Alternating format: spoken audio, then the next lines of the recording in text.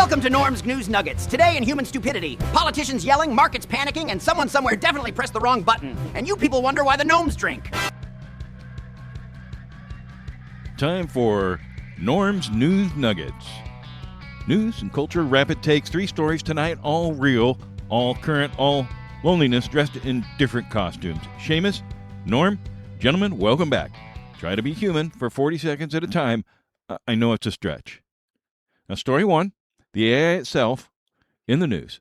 Last October, Character.ai, one of the largest AI companion platforms in the country, announced it was banning every user under 18 from open-ended chat with its bots. A hard ban.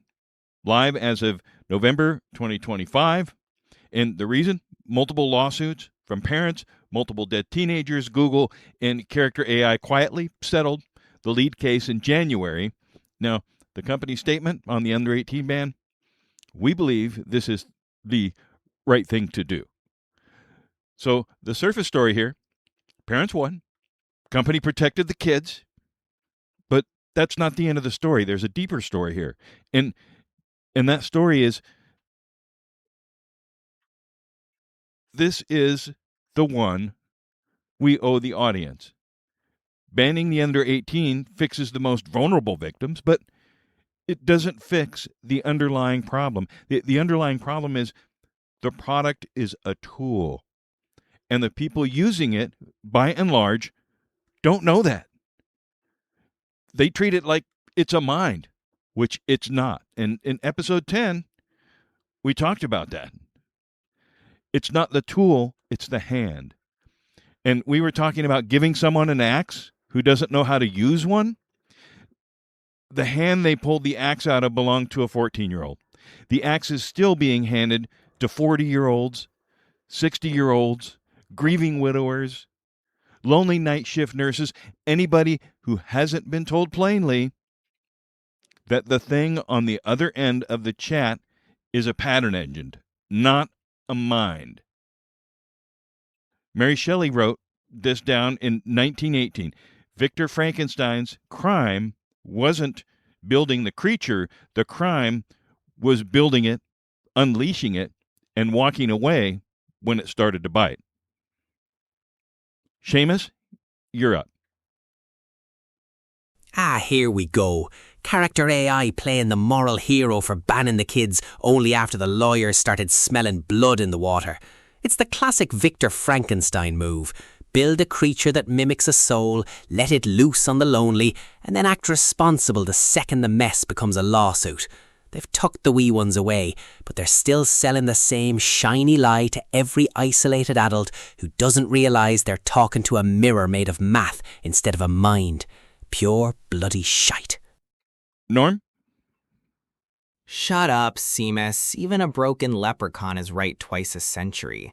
This ban is regulatory theater for brainless fucking morons because that axe is just as lethal in the hands of a grieving widow or a lonely senior as it was for those teenagers. It's the same old Frankenstein shite. Ship the monster, wait for the bodies, then put a keep out sign on the nursery while the rest of the world gets eaten alive by statistical ghosts. All right, so under the heading of That's Pretty Effin' Rich, in August 2025, Soho House and Company, the global members-only social club, agreed to go private in a $2.7 billion deal led by MCR Hotels, Apollo on debt, Goldman Sachs Alternatives on equity, Ashton Kutcher on the board. Here's the thing. Soho House has lost money for almost 30 years, 200,000 members, 46 clubhouses worldwide, net losses for nearly all of them, $2.7 billion regardless. And because of the pitch, and I'm not making this up, is that gathering itself has become a luxury good. That a curated room of curated people used to be free down at the corner pub and is now a software as a service grade subscription. The analysts agree. The capital is there to prove it.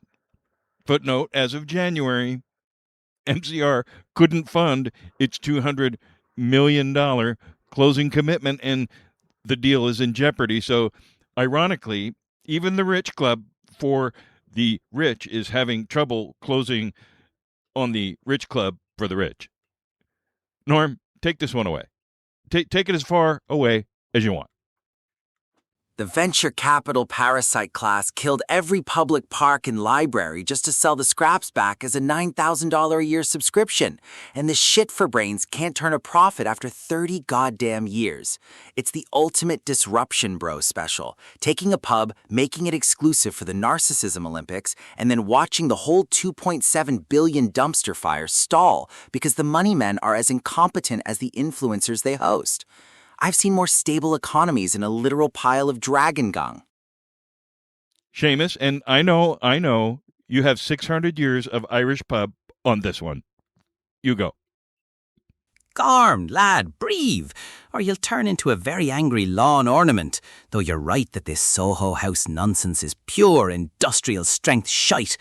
Only a billionaire could take the concept of a pub, charge $9,000 for a seat, and still manage to lose money for 30 years straight like a professional idiot.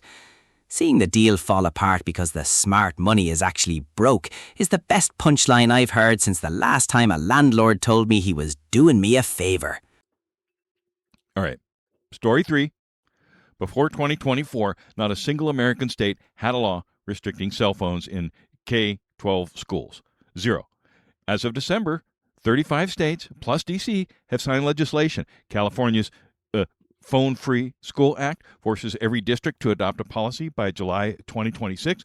Los Angeles Unified has already flipped its ban live in February. Million students, phones off, lunch and breaks included. Berkeley Unified followed in October. And the reason, when you read the briefs, when you read the school board minutes, is not academic test scores, it's social. A 2024 study in Nature's Scientific Reports, kindergartners tested after the pandemic scored measurably worse on theory of mind, the ability to model what someone else is thinking, than kindergartners tested before the pandemic. The deficit was largest for low-income kids. 35 states are now quietly legislating against the technology that was sold to families as connection, because the kids who grew up holding it are showing up to kindergarten unable to hold a friend. Seamus, lead us in. Here we go. We spent a decade giving toddlers digital dopamine drips, and now we're acting shocked when they can't tell a friend from a floorboard. It's like the government giving every child a free flask of whiskey and then passing a law saying they can't have a sip near a chalkboard. The absolute brass neck of it is pure shite. We're legislating friendship because we sold our kids to Silicon Valley for a bit of peace and quiet, and now the bill has finally come due. Norm, bring it home.